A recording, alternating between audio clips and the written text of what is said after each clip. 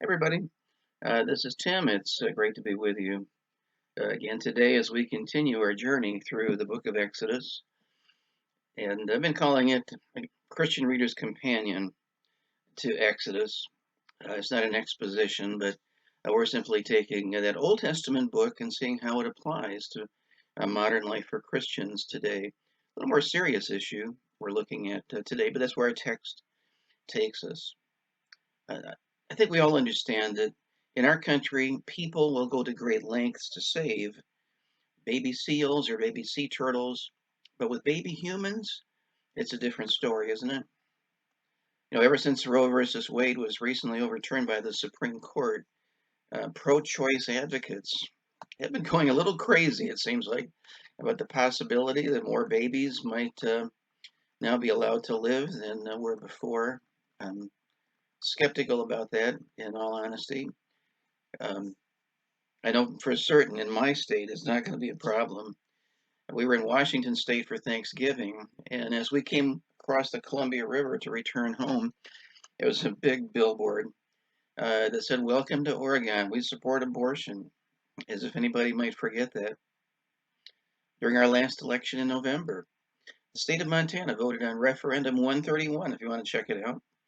People voted that babies in Montana do not have a right to life even after they are born, which raises a question because the second that little one is born, even in Montana, it becomes a U.S. citizen, which suggests that maybe a second referendum is needed to just determine exactly when a newborn becomes endowed by his or her creator with unalienable rights like life, liberty, and the pursuit of happiness. And I understand that's just life, pun intended, in Sodom and Gomorrah. But what greatly concerns me today is the number of people who claim to be Christians, identify that way, who are publicly standing up in support of abortion. It's almost like they're thinking that if this little one is hacked in pieces with a surgeon's scalpel or burned to death with chemicals, that's okay because it's just a right. We're for this. Let me strongly suggest that now this is a time for Christians to stand shoulder to shoulder in support of what the Bible says about this issue.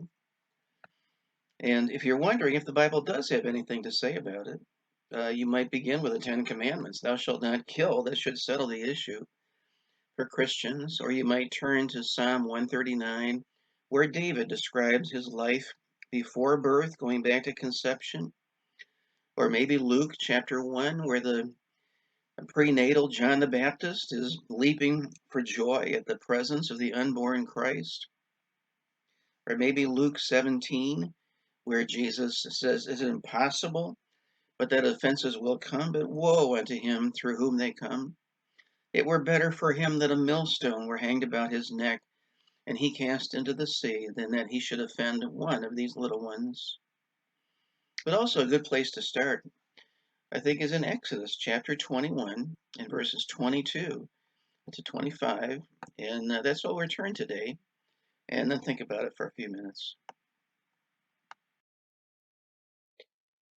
If men strive and hurt a woman with child, so that her fruit depart from her, and yet no mischief follow, he shall surely be punished according as the woman's husband will lay upon him, and he shall pay as the judges determined.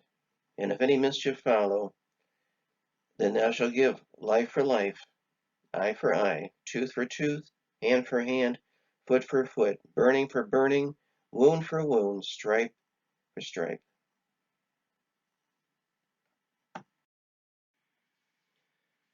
Some modern translations treat this passage by saying the woman has a miscarriage, implying that the child is born dead and that the mischief that follows is to the woman. It's her harm, not the child's. But that really, it's not an accurate translation, and it completely changes the meaning of this particular passage. The reference to her, quote, fruit is clearly a reference to the child. And departing used here is just a normal word that describes childbirth in the Hebrew language. It just means that the birth takes place early as a result of the fight. And the mischief or harm we're talking about here is harm to the child, not to the woman. And that means for us that the law in Exodus provides that if an unborn child is harmed in any way, that reparations are to be made, even life for life. What would be the point of giving up your life for something that's not alive? Or why would God take the life of one who caused the death if this little one was not a living human being? I want you to take away from this that the law tells us, as far as God is concerned, um, the penalty is exactly the same for the unborn child as it is for any other Israelite, in spite of what our modern culture or our all knowing celebrities have to say about it. This is what God thinks. From the moment of conception, that child is a human being created in the image of God. And I'd like to celebrate that truth today and maybe give you something to think about.